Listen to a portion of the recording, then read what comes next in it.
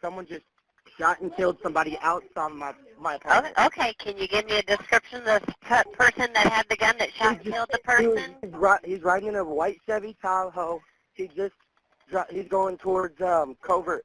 37-year-old Jamia Stewart has 2 children. She had a lot of friends, her neighbors liked her, and she had just started seeing somebody new in the past few months. Those are all things and people she's leaving behind.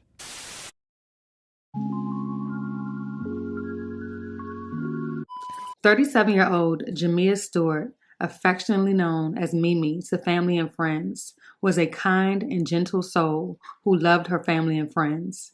Most importantly, she was a mother to 2 boys.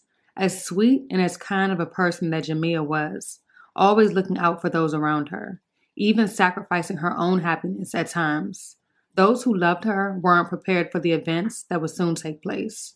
Just after 9 a.m. on December 4th, Evansville, Indiana police responded to the 1600 block of Clayton Avenue for reports of an individual being shot. Upon arrival, they would find an adult female laying outside on a concrete pad between 2 apartments, suffering from multiple gunshot wounds. The victim was identified as 37-year-old Jamia Stewart, who was sadly pronounced dead at the scene. Several .45 caliber shell casings surrounded her body. The Vanderburgh County Coroner's Office, along with the Evansville Police Department, immediately began an investigation into the shooting. Jamia's best friend said she was on the phone with her during the shooting. Jamia informed her that she was being followed by her ex-boyfriend of 7 years, 44-year-old Clifton Fletcher. Apparently, this was something he did quite frequently.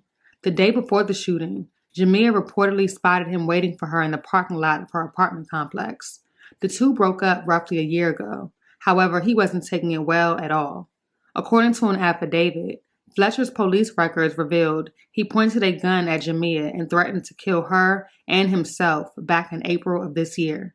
The police report described Fletcher showing up to Jamia's home with a handgun and threatening to kill her and himself, confining her to a moving vehicle, and assaulting her, resulting in minor injury. He then took control of Jamia's vehicle and fled the scene. Police arrived soon afterwards. However, Fletcher never returned. The officer at the scene provided Jamia with a list of social services, domestic battery victims' rights paperwork, and the associated case number. The vehicle was eventually recovered. However, there are no court records showing that Fletcher was ever charged in that incident. Witnesses at the scene of the shooting described seeing an African-American male fleeing the scene in a white Chevrolet Tahoe. Roughly an hour later, police located the white Tahoe that was loaned to Fletcher by a woman who claimed she hadn't seen or heard from him since.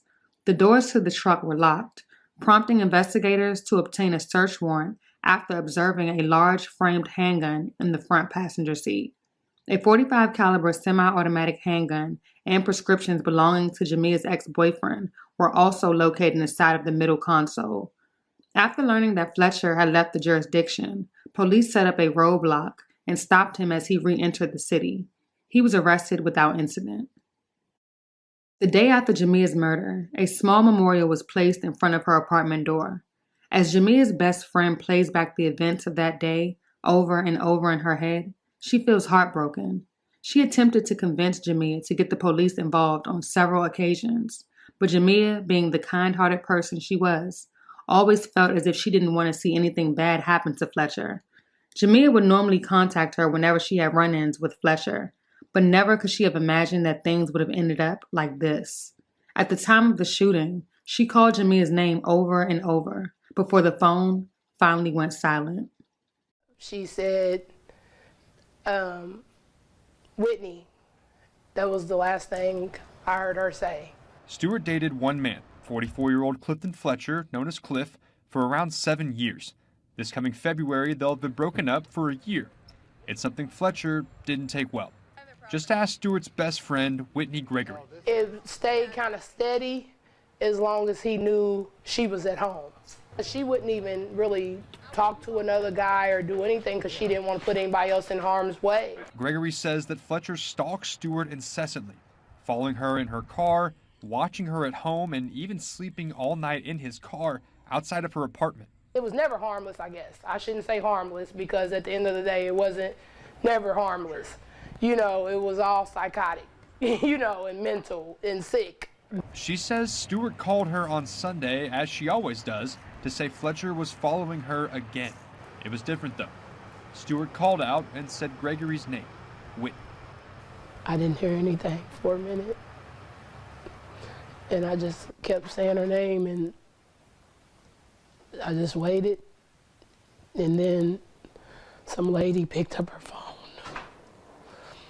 and told me that he had shot her in the face. Whitney is the last word Stewart said. Police say she died on her front lawn after receiving multiple gunshot wounds.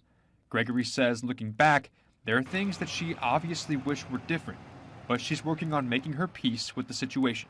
For me to know that my name was the last word out of her mouth, you know, and her sister asked me, like, did she yell it? Did she scream your name? I'm like, no. She just was like, Whitney. The day after her murder, Fletcher was arrested and charged with murder and booked into the Vanderburgh County Jail. He appeared in court for a probable cause hearing, and his next court date is set for December 8th. The investigation remains ongoing.